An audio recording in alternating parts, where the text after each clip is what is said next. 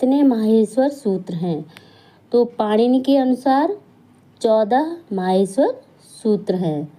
पाणिनि के अनुसार 14 माहेश्वर सूत्र हैं। माहेश्वर सूत्र को किस अन्य नाम से भी जाना जाता है? तो माहेश्वर सूत्र को प्रत्याहार सूत्र भी कहते हैं। आगे देखें प्रश्न नंबर 8। प्रत्याहारों का प्रत्येक अंतिम वर्ण क्या होता है? तो जो प्रत्याहार होते हैं उनका अंतिम वर्ण क्या होता है?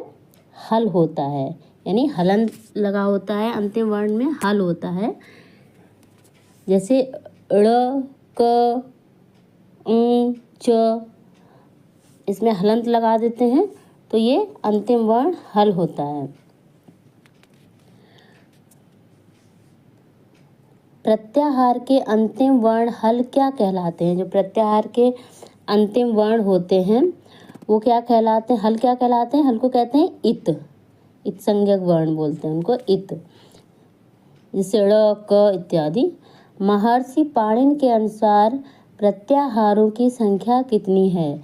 तो महर्षि पाणिनि के अनुसार कितनी है? 42 है। और डॉक्टर बाबूराम सक्सेना की पुस्तक संस्कृत व्याकरण प्रवेशिका के अनुसार प्रत्याहारों की संख्या कितनी है? देखो महर्षि, ये आपको याद रखने वाली चीज़ है कि महर्षि पाणिनि के अनुसार पूछ लेते हैं और कभी कभी डॉक्टर बाबूराम सक्सेना के अनुसार पूछ लेते हैं। तो पाणिनि के अनुसार 42 है, जबकि डॉक्टर बाबूराम सक्सेना की पुस्तक के आधार पर 43 है। 43 यानी 43। प्रश्न 12। मुनित्रय किन्हें कहते हैं? तो मुनित्रय किसे कहते हैं? पाणिनि, कात्यायन व पतंजलि को मुनित्रय कहा जाता है। प्रश्न नंबर 13।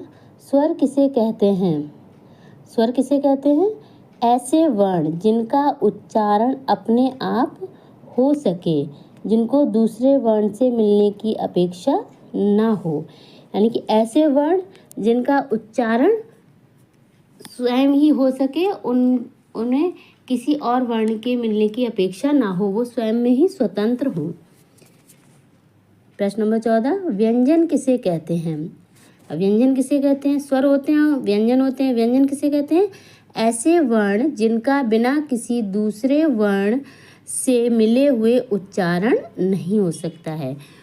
जो व्यंजन होते हैं वो कैसे होते हैं कि वो दूसरे वर्ण से मिलकर ही पूरे होते हैं। दूसरे वर्ण अर्थात स्वर में मिला होता है तभी वो पूर्ण अक्षर होता है। जैसे अर्थात स्वर